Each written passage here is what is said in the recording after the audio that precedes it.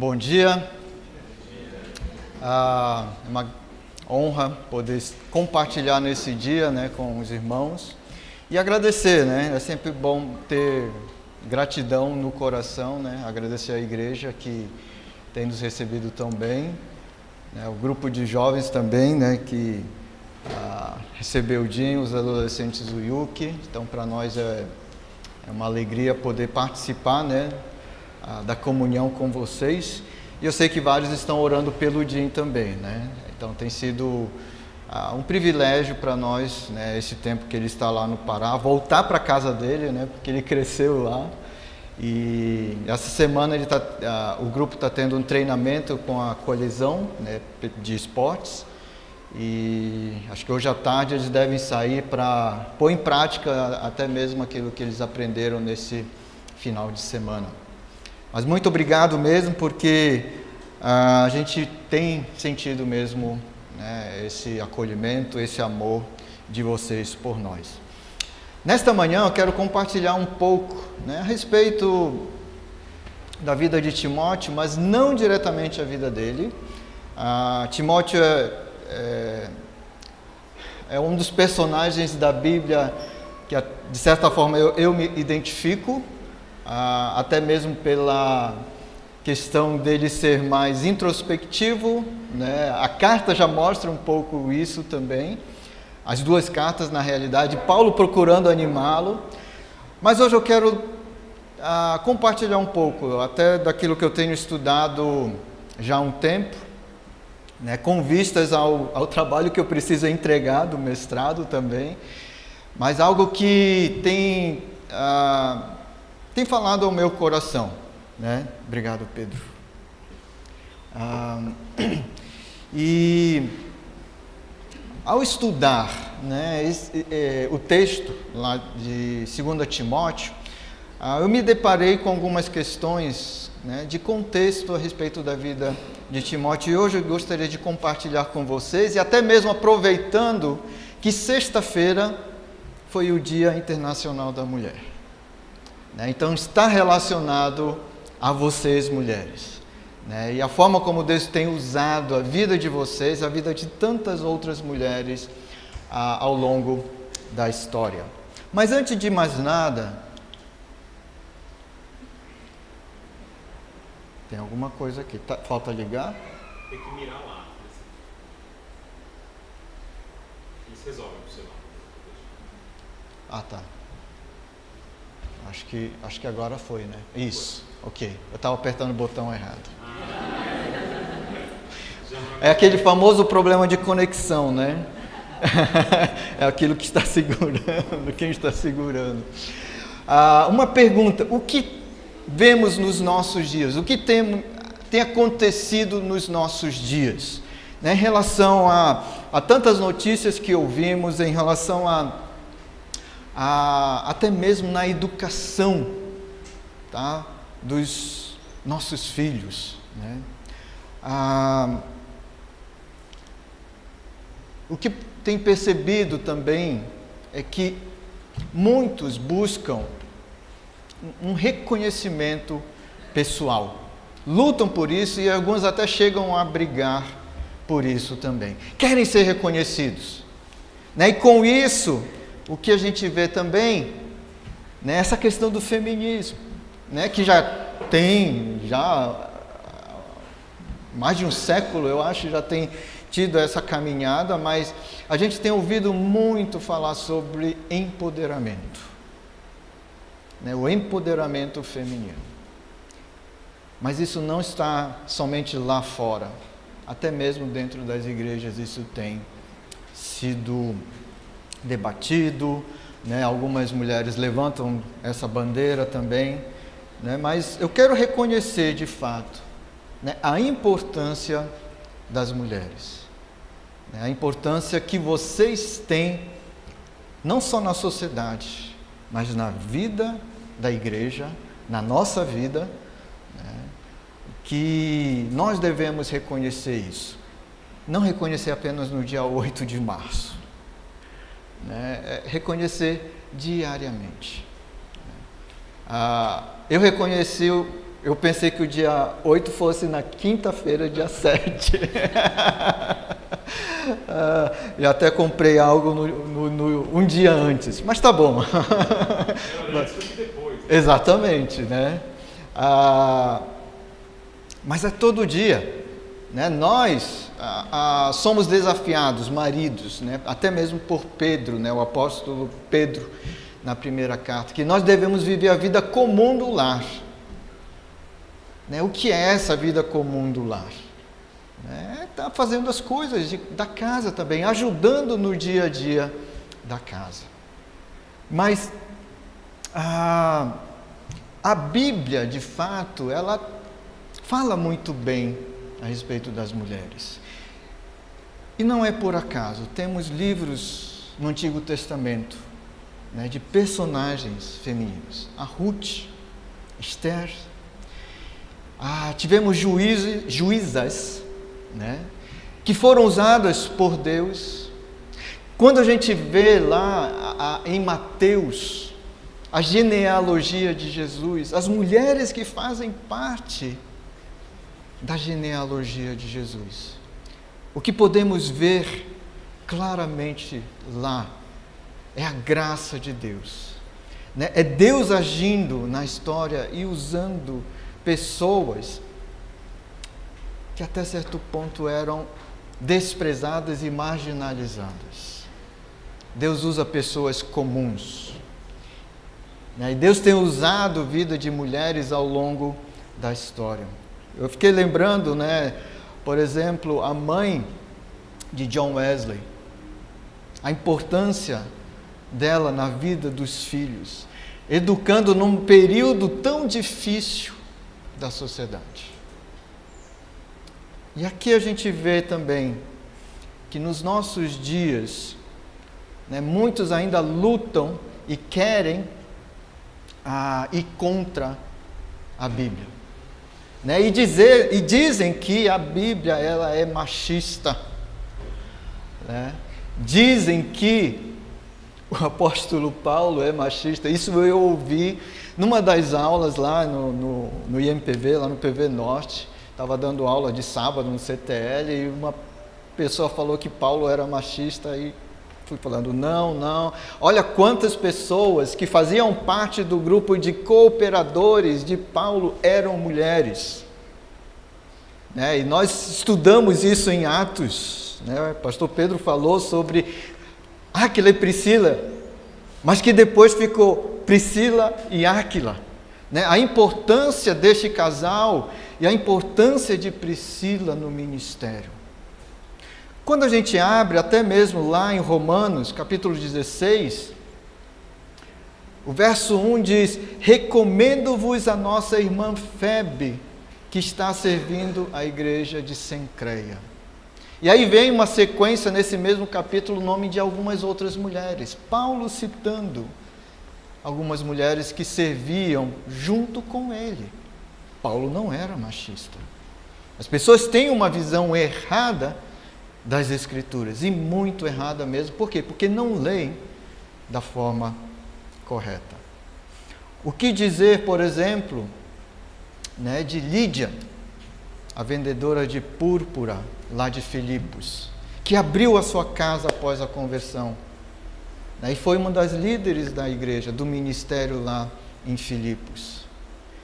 E lembrando que a igreja de Filipos foi uma igreja que mandou várias vezes ofertas para Paulo. Com certeza Lídia estava envolvida com isso também. As mulheres fazem parte do ministério, devem fazer parte. Tem uma importância muito grande no ministério. E gostaria de compartilhar e citar duas mulheres que foram influência na vida de Timóteo: Eunice e Lloyd. Quem foram, né, Eunice e Lloyd? Então encontramos lá em 2 Timóteo 1, verso 5. Vocês podem abrir 2 Timóteo 1, verso 5. A gente vai ficar em dois livros, basicamente. 2 Timóteo e lá em Atos, capítulos 14 e 16, tá? Então diz assim esse texto, né? Recordo-me da sua fé não fingida, que primeiro habitou em sua avó Lóide e em sua mãe Eunice, e estou convencido de que também habita em você.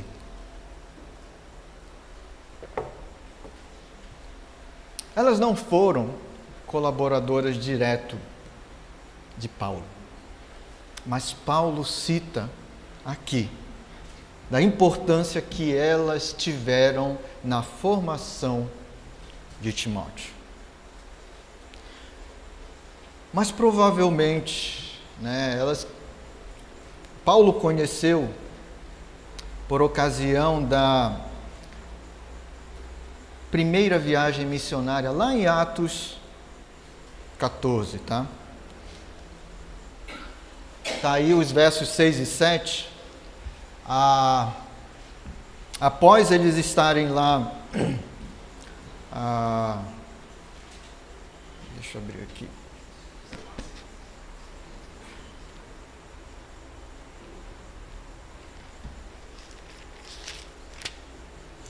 Passaram primeiro por Icônio, né? Ficando lá por mais ou menos 4, 5 meses.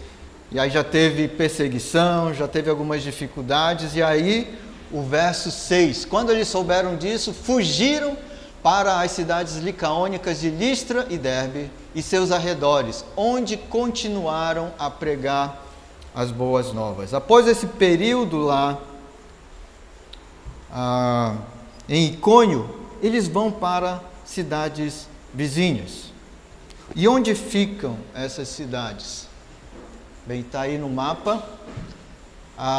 Essa foi a primeira viagem. Eles passaram por Icônio, depois foi lá para Listra. Em Listra permaneceu um tempinho, mais ou menos 3 meses.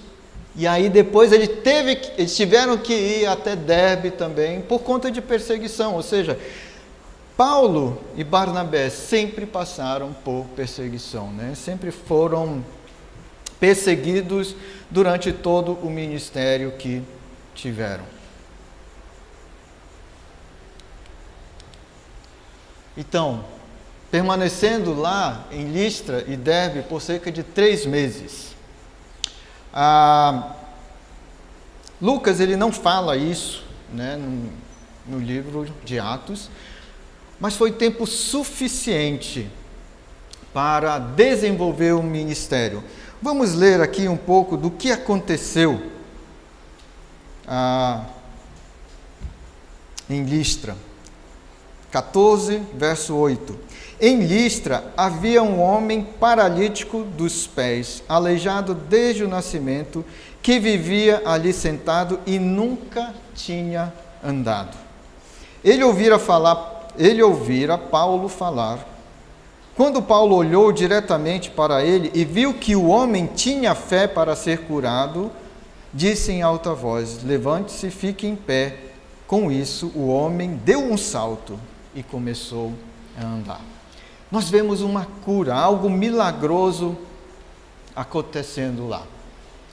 E algo que mexeu com a cidade. Por quê? Olha o verso 11. Ao ver o que Paulo fizera, a multidão começou a gritar em língua licaônica: os deuses desceram até nós em forma humana. A Barnabé chamavam Zeus e a Paulo Hermes, porque era ele quem trazia a palavra. O sacerdote de Zeus, cujo templo ficava diante da cidade, trouxe bois e coroas de flores à porta da cidade, porque ele e a multidão queriam oferecer-lhes sacrifícios. Olha a confusão que ocasionou um milagre. As pessoas achavam que Paulo e Barnabé eram deuses. E associaram Barnabé como Zeus e Paulo como Hermes. Por quê? Porque Paulo era quem transmitia a mensagem, né? E Barnabé era o mais quieto, vamos dizer assim. Então, toda essa confusão foi armada. É lógico que Barnabé e Paulo não aceitaram isso. Eles falaram que eles eram homens comuns. Então, verso 14. Ouvindo isso, os apóstolos Barnabé e Paulo rasgaram as roupas e correram para o meio da multidão, gritando: Homens, por que vocês estão fazendo isso? Nós também somos humanos como vocês. Estamos trazendo boas novas para vocês, dizendo-lhes que se afastem dessas coisas vãs e se voltem para o Deus vivo, que fez o céu, a terra, o mar e tudo que neles há.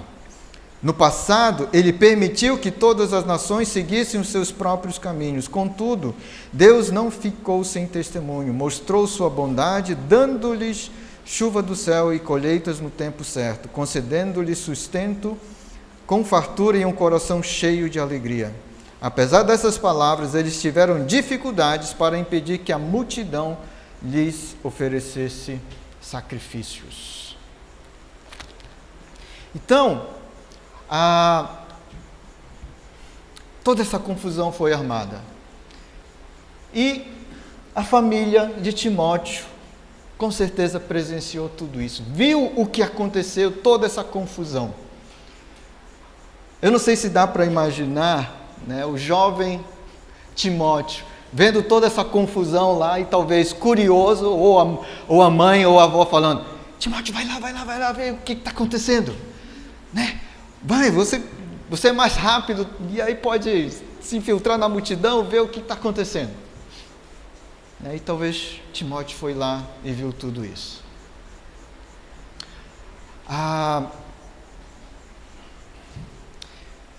E com certeza, né, vendo tudo isso e ouvindo o que Paulo estava pregando, a avó de Timóteo e a mãe, né, devem ter refletido sobre tudo o que sabiam a respeito das Escrituras. Vendo esses milagres acontecendo naquela região. E meus irmãos, milagre de fato é muito difícil de acontecer. E esse aleijado era conhecido da cidade. E todo mundo sabia que não foi a invenção de ninguém. Né? A gente até sabe de alguns programas aí que fazem curas. Mas a gente fica em dúvida se de fato foram curas. Mas no caso desse aleijado, não. Ele foi curado. Porque o texto é bem claro ao dizer que ele era aleijado desde o nascimento, ou seja, ele já era adulto.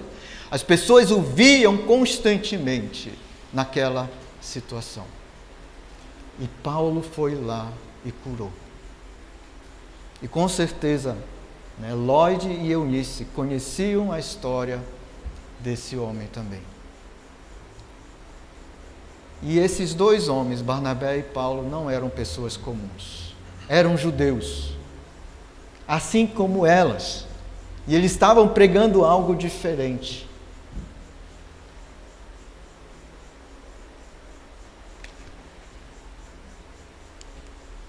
Atos 16:1. 2 anos depois desse ocorrido, mais ou menos, diz o seguinte: Paulo retorna a essa região e fica sabendo de Timóteo, filho de uma judia crente. Não fala o nome aqui, né? Mas era Eunice, cerca de 2 anos após a primeira visita. Então olha aqui o que diz o texto. Chegou a Derbe e depois a Listra, onde vivia um discípulo chamado Timóteo. Sua mãe era uma judia convertida e seu pai era grego.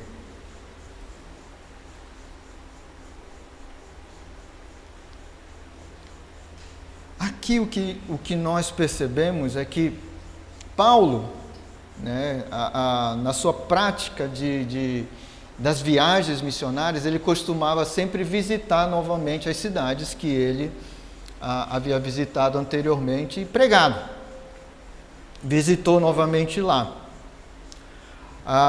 E ele viu e ouviu falar a respeito de Timóteo.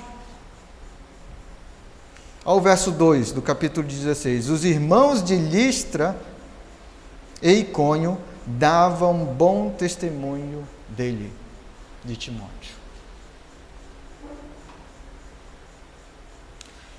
as pessoas falavam bem de Timóteo. E o verso 1 afirma que ele era convertido também, ele era crente, porque sua mãe havia se convertido. Sua mãe era uma judia convertida, mas também dá a informação de que o pai era grego e possivelmente não havia se convertido. Mas ele permitia até que Eunice educasse Timóteo dentro do judaísmo, né? Aquilo que era a prática do judaísmo.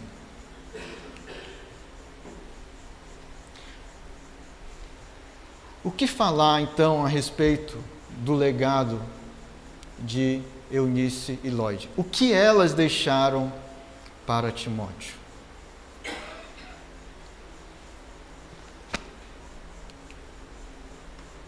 Timóteo recebeu uma herança importantíssima, um legado importantíssimo, que foi a fé. E Paulo fala aqui em 2 Timóteo 1,5, né, que é uma fé sem fingimento, uma fé genuína. E essa fé que habitou primeiramente na avó Lloyd e depois na mãe, em sua mãe Eunice. Talvez o bem mais precioso que nós pais podemos deixar para os nossos filhos e passar para os nossos filhos é exatamente a fé. A fé em Deus. Algo que não dá para mensurar, mas é algo que vai durar a vida toda. Algo eterno, que mesmo em momentos difíceis, pode e deve fazer diferença na vida dos nossos filhos. É interessante, né, ao estudar a vida de heróis da fé, e até mesmo, por exemplo, de John Wesley, a importância que a sua mãe teve na formação. Né? Com tantos filhos, em uma situação difícil lá da Inglaterra, mas ela perseverou na educação dos filhos. Passou a fé que ela tinha em Deus aos seus filhos.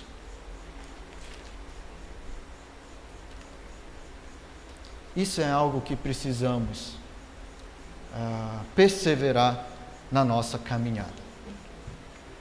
Lá em Atos 14, né, a gente viu um pouco já daquilo que aconteceu, né, do milagre, viu toda a confusão, né, de Paulo e Barnabé serem confundidos com deuses, mas a gente deve ver que aquela cidade, ou aquela região, era uma região pagã. Adoravam os outros deuses. E a dificuldade que os judeus tinham de educar os filhos nos caminhos do judaísmo, nos caminhos que eles criam. Né? Então, Listra era uma cidade pagã. Tinha um templo lá.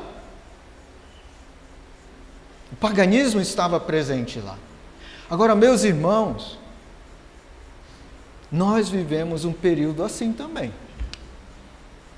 O paganismo é muito forte.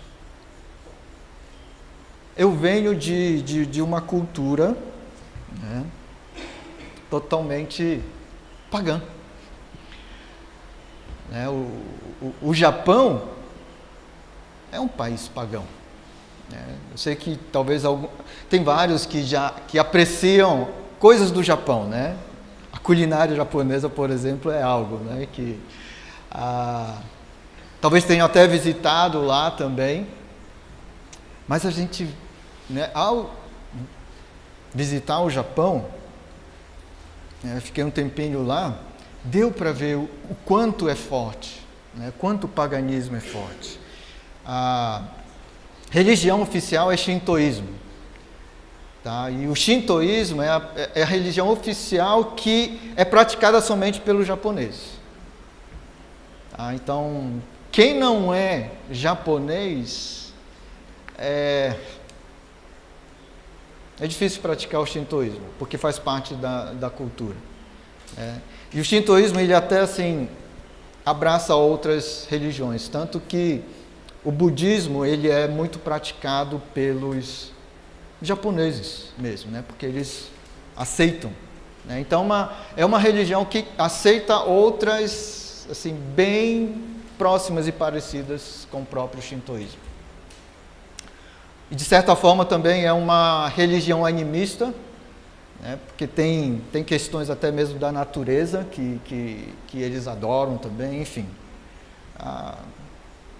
É bem complicado, né? Por isso que quando um japonês se converte,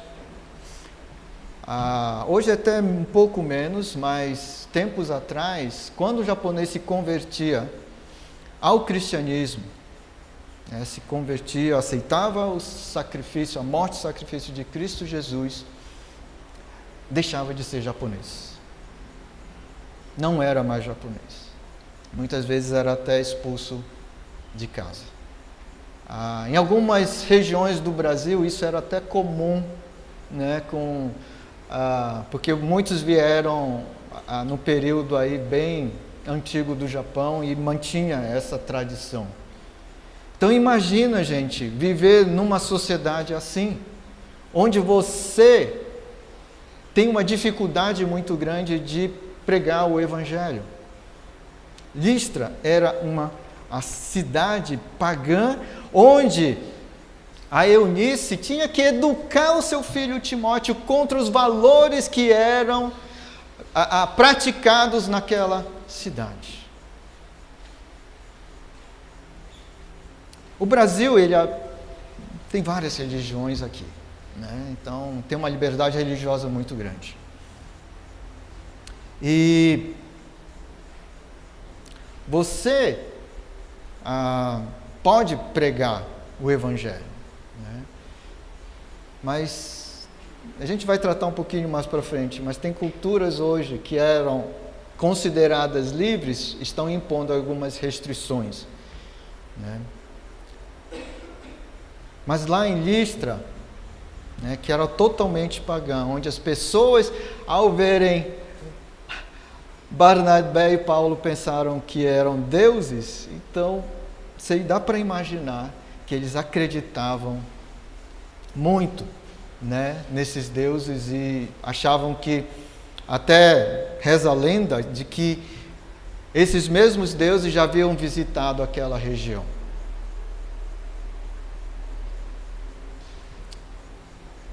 Irmãos,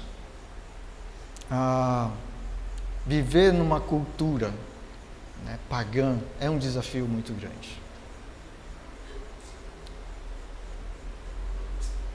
E não é diferente dos nossos dias, né, o que estava acontecendo lá em Listra. Ao ouvirem a mensagem, né, através de Paulo e Barnabé, Lloyd se converte, Eunice se converte, Timóteo também. Presenciam até mesmo o apedrejamento, né, e perseguição de Paulo, e viram que a firmeza de Paulo era algo diferente, né? Nenhuma pessoa iria suportar tamanha perseguição. E com certeza se sentiram encorajadas a continuar caminhando, né, nos caminhos de Deus. É interessante vermos, né, que quem primeiro se converteu foi a Lloyd e depois Eunice.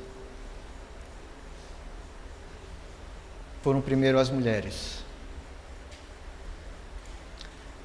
Na minha família, quem se converteu primeiro foi minha mãe. Na realidade, ela veio do Japão, eu acho que já convertida, né? E ela, é interessante, ela fala que não gostava da cultura, de coisas da cultura japonesa. Mas ela é japonesa, tá? Então tem coisa muito forte nela ainda. Mas tinha coisas que ela não gostava.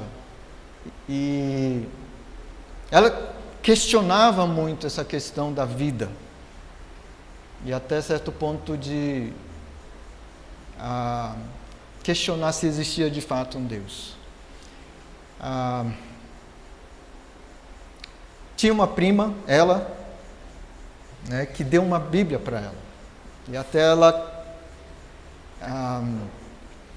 foi numa igreja, aprendeu uma música, um hino, e veio ao Brasil sozinha, só ela da família. Casou com meu pai por foto, lá no Japão. Né? Meu pai já estava no Brasil, é uma história louca, tá? Esse fotógrafo tem que ser bom, né? Não, ele estava, assim, bem na frente de um casebre mesmo. Na frente de um casebre. Não era uma casa bonita, porque alguns mandavam foto na frente de casa bonita, mas na frente de um casebre. Chegou ao porto de Belém, ficou esperando várias e várias horas, sozinha, até meu pai chegar, porque ele estava trabalhando na roça. Então, uma história assim, da graça de Deus.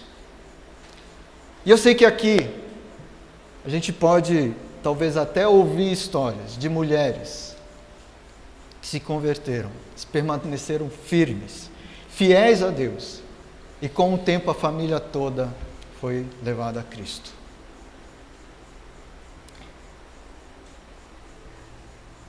A história também da família da Mali, da minha esposa, então foi a mãe dela que foi a primeira também a se converter. Depois o marido, os filhos também. Irmãs, continuem firmes. Né? E muitas vezes, até mesmo educando os filhos nos caminhos do Senhor, mesmo que o marido não seja crente.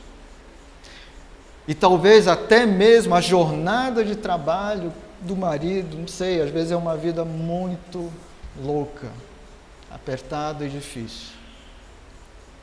Mas Deus vai honrar todo o empenho e sacrifício de vocês, levando os filhos, levando a família de fato para mais perto de Deus. E a gente vê isso acontecendo na vida de Timóteo. Porque também Timóteo recebeu o legado do conhecimento das Escrituras. Não foi somente o legado da fé, mas o conhecimento das Escrituras. Olha o que diz 2 Timóteo 3, 14 e 15. Quanto a você, Timóteo, porém permaneça nas coisas que aprendeu e das quais tem convicção, pois você sabe de quem o aprendeu. Ele aprendeu de quem? Da mãe e da avó. Porque desde criança você conhece as sagradas letras, que são capazes de torná-lo sábio para a salvação, mediante a fé em Cristo Jesus.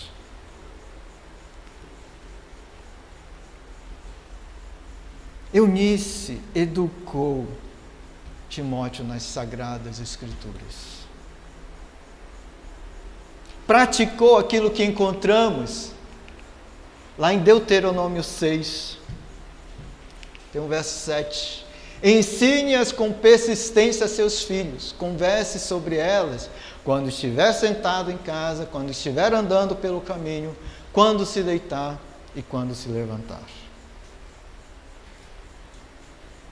Ela fez isso praticamente sozinha, porque seu marido era grego. Não temia Deus.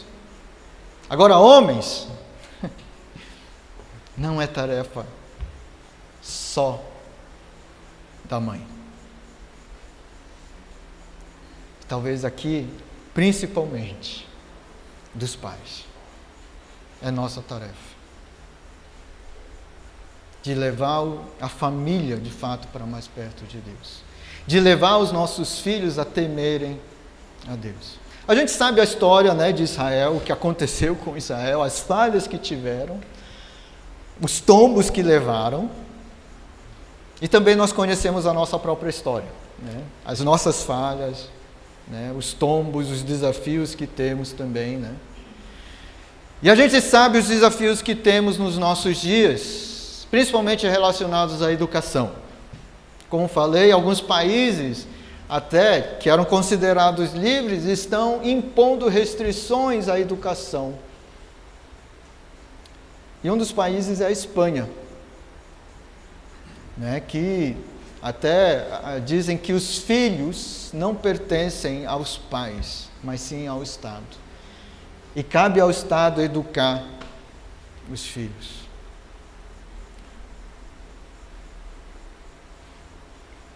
Nós precisamos educar os nossos filhos nos caminhos do Senhor. Irmãos, eu não sei o que vem pela frente. A educação nas escolas, de forma geral, está bem difícil. E eu não sei se o governo, talvez futuramente, não vá proibir escolas confessionais também. Então nós precisamos preparar muito bem a próxima geração, para que andem nos caminhos do Senhor, né? Para que permaneçam firmes no caminho do Senhor.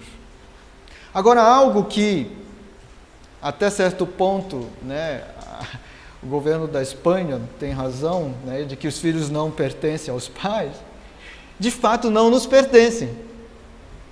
Por que não? Onde que encontramos algo sobre isso? Salmo 127. Os filhos são a herança do Senhor.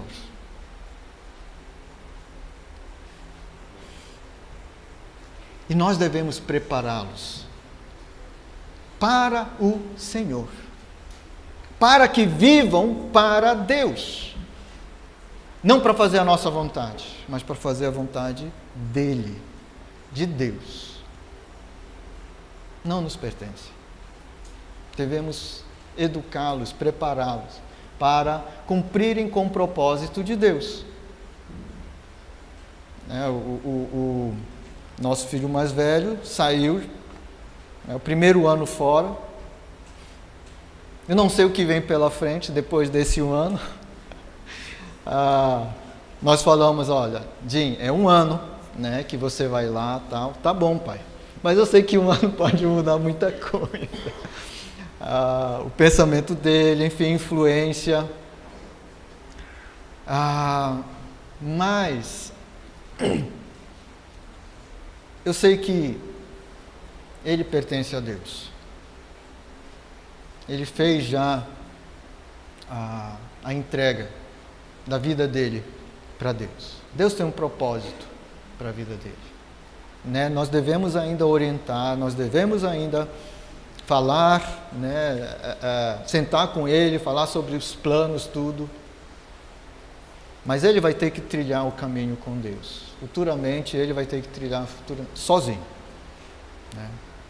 Eu sei que é duro falar isso, é difícil falar isso. Mas é a realidade. Eu tive que fazer isso, né? Cada um aqui dos que tem famílias tiveram que fazer isso. E os nossos filhos terão de fazer isso. Sei que é difícil, né? Vem choro, que faz parte também, né? Vem aquele aperto no coração, saudade, tudo, mas os nossos filhos pertencem a Deus. Devemos prepará-los, né, para que vivam para Deus. Algo interessante nisso tudo, né, lembrando ainda daquilo que encontra lá em 2 Timóteo 3,14, né, quando Paulo fala para Timóteo permanecer fiel, permaneça naquilo que aprendeste, né, e de quem ele aprendeu. Mas também algo interessante aí, Paulo usa um verbo que ocorre apenas lá, né, que está relacionado à fé, né, tem a mesma raiz, mas é um verbo em que a ideia nesse verbo é que ele aprendeu a crer. Ele estudou, ele foi ensinado a crer. O objetivo do ensino das Escrituras é que os nossos filhos sejam fiéis a Deus.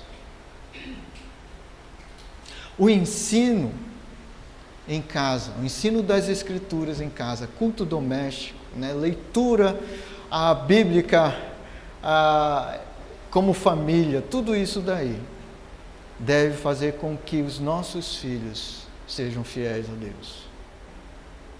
E Paulo aqui apela, né, 2 Timóteo 3,14, apela Timóteo para a lembrança do bom investimento que a sua mãe e a sua avó tiveram na vida dele, que o tornaram fiel a Deus.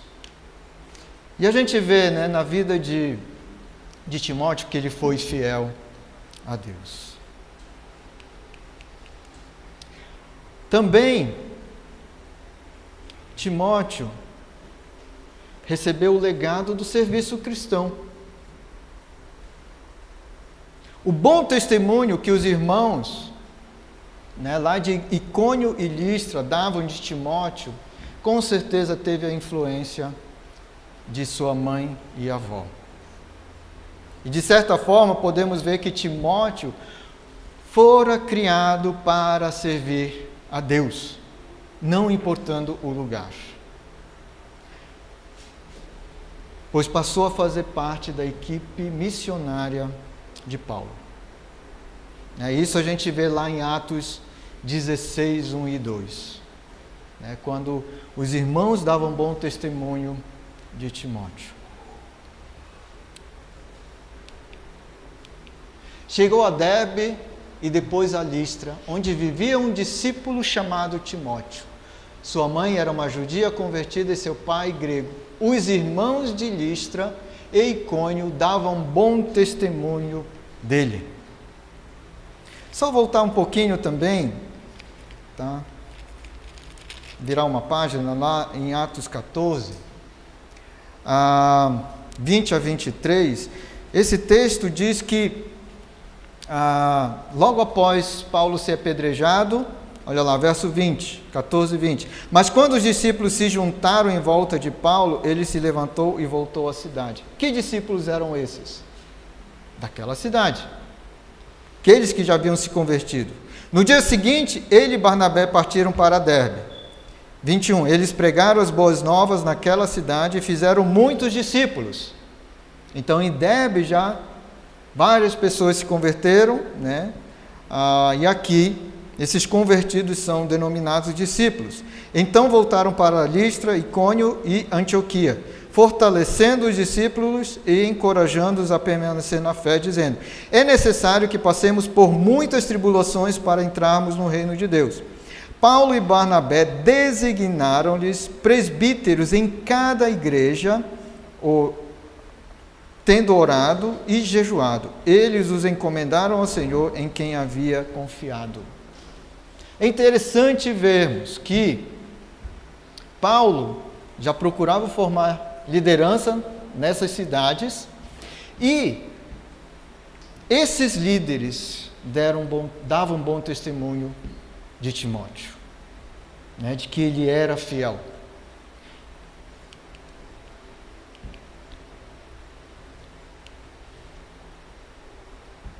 E para mim, né, Timóteo demonstrava uma atitude humilde e de servo.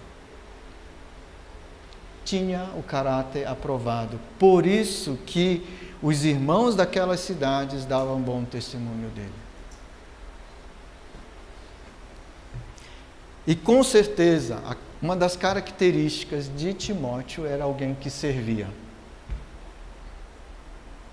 Não importava o que fosse, ele estava lá servindo. Faltam, eu creio, nos nossos dias, pessoas com esse caráter. de servo humilde. Muitos querem carisma, mas não têm caráter aprovado. Muitos são, talvez até, animadores de palco. Estão nas igrejas, nos púlpitos, animando as pessoas, fazendo talvez até um bom ministério, tendo criatividade, mas cada vez mais ele precisa ter mais e mais criatividade para entreter as pessoas. O nosso desafio, irmãos, é que sempre preguemos essa palavra aqui e que ela seja relevante, mas com fidelidade a Deus. E Timóteo foi fiel a Deus, demonstrando sempre uma atitude humilde. E por isso ele tinha, de fato, esse caráter aprovado.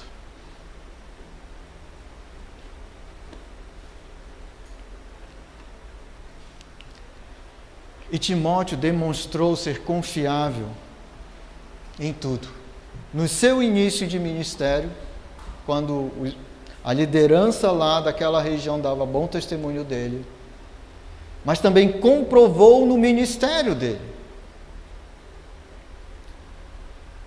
Em Atos a gente vê Paulo confiando a Timóteo, alguns ministérios, alguns serviços. E Timóteo foi fiel a Paulo. Uma pergunta que eu gostaria de deixar aqui, e é uma pergunta pessoal também. Qual herança, qual legado eu tenho deixado para os meus filhos? De fé, de conhecimento das Escrituras, de serviço cristão? Ou eu quero deixar um legado, uma herança mais material? A gente viu que Timóteo teve esse legado, essa herança, de sua mãe e avó, uma herança de fé, de conhecimento das Escrituras, de serviço cristão.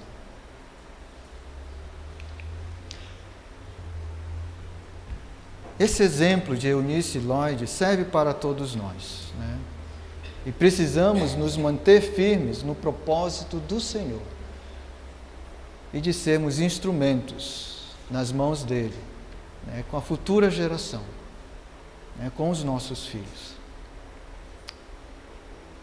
É tão bom ver aqui jovens, rapazes, o grupo de adolescentes aqui tem muitos meninos. Mas é bom ver isso. E o meu desejo, de fato, é que esses rapazes que estão aqui cresçam, de fato, no temor do Senhor.